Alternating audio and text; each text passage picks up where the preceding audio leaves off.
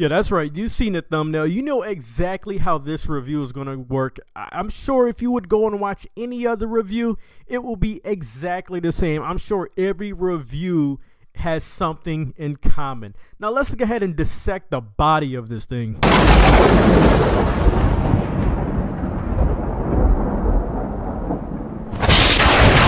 50 Shades Darker, starring Dakota Johnson and Jamie Dornan. Now, this movie is after 50 Shades of Grey. I'm not too sure, maybe 8 months, maybe a full year, but both of these two, Anastasia and Christian Grey, is they have broken up.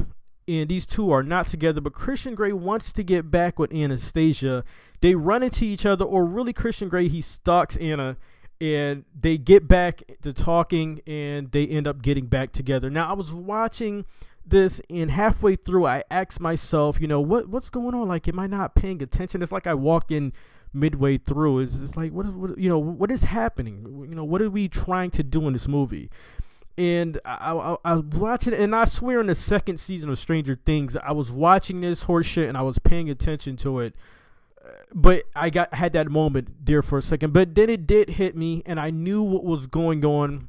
I knew what the movie was about, and ultimately, the movie is about their relationship. That's all this movie is. That is all this movie is about. For 2 hours, this movie is a rinse and repeat of the very first movie. Christian Grey being controlling. He has secrets he says, some secret he feels uncomfortable to talk about. But we're going to talk more about that later. Anastasia, she gets fed up with him. They talk over dinner about their issues. They have sex exactly like the very first movie. There's nothing darker or more intense about this one. When I seen the trailer, I seen there was a gun involved. I seen there was a gun involved in the trailer, and I thought, okay, the movie's still gonna be shit. But however, the movie might just be more entertaining than the very first movie. And I'm a man about things, and I will admit that I was completely wrong.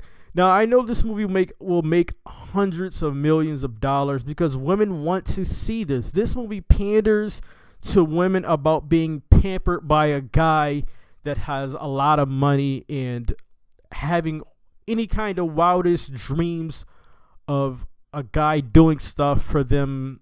This is what what this movie is about. And which is funny because the main character, Anastasia, she doesn't even want Christian Grey's money. There's people that is in this for no reason. Victor Rosak from the movie Raising Victor Vargas, Mr. Friendzone, he's in this. Kim Basinger, she's in this. Why the hell is Kim Basinger in this movie? They could have found a woman that has been trying to be in movies for the last 30 years of her life. They could have put her in the movie. It would have cost less money. The woman would have got a SAG card, and it would have not made no difference from the woman that has been trying to be in movies for the last 30 or 40 years. That's not as good as Kim Basinger. It would not have made any difference to the movie. The girl that's in the trailer, she's not in this movie much. The movie just forgets things. Example, now Christian Grey has control of Anastasia's bank account. He gets to put money in and out of the account. She does not know this. She asks him about it. She gets mad. He doesn't answers her questions about how and why is he doing that. The next scene, she's smiling at dinner with him. No mention of him talking about this, but that's exactly, it's a lot of dinner happens in this movie also. Now, for scenes like this, there's a boat scene in this movie where he takes her out on his boat, because he didn't do it in the very first time. He took her out on his plane in the very first movie, because taking a woman out on a boat out in water is romantic, or at least it should be, but here's just forced and annoying. The movie just gives things away, no tension building at all. Everything just works out by the second or third scene that the issue has been brought up. If he's so tight-lipped about something, he will tell Anastasia about him being tight-lipped about whatever he's tight-lipped about 2 scenes later. If Anastasia gets tired of him and she's done and she gives up, 2 scenes later, she will forgive him. They will have sex. It's the exact same movie. Anyone who likes this bird shit, I mean, why? It can't be for the BDMS stuff, because this movie is exactly like soft core porn. It's just too long. As an early teen, I used to watch Best Sex Ever. That used to come on Cinemax. It was a half an hour long. That it knew exactly what it was. Some of the greatest nights of my life. That is better than what you see in this movie. And if you want more, just go on the internet. There's millions of free porn video material. Nothing in this movie is good. No one would watch the same sex scenes, same porn scenes with the same two people. And that's all it has been for the last two movies.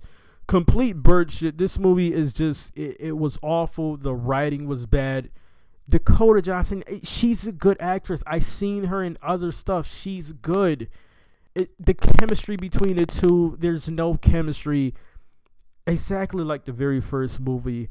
I have not gave out a garbage rating in a while, but here we go. I'm going to warm up right here.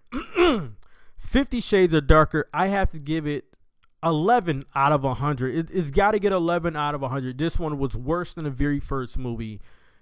Anything that has to do with Anastasia alone, when she has scenes alone, not with Christian Grey, the movie is a little bit more tolerable. It's a little bit more tolerable. Anything where it's both of them, it sucks. Anything where it's just Christian Grey, it sucks. Anytime that it is any of the scenes just with her alone, you can tolerate it. That's all I have to say. 11 out of 100. Get in the comment section. Let me know your thoughts about this horse shit. Check the videos. Check the playlist for movie reviews and sports content. Till the next video, I'm out.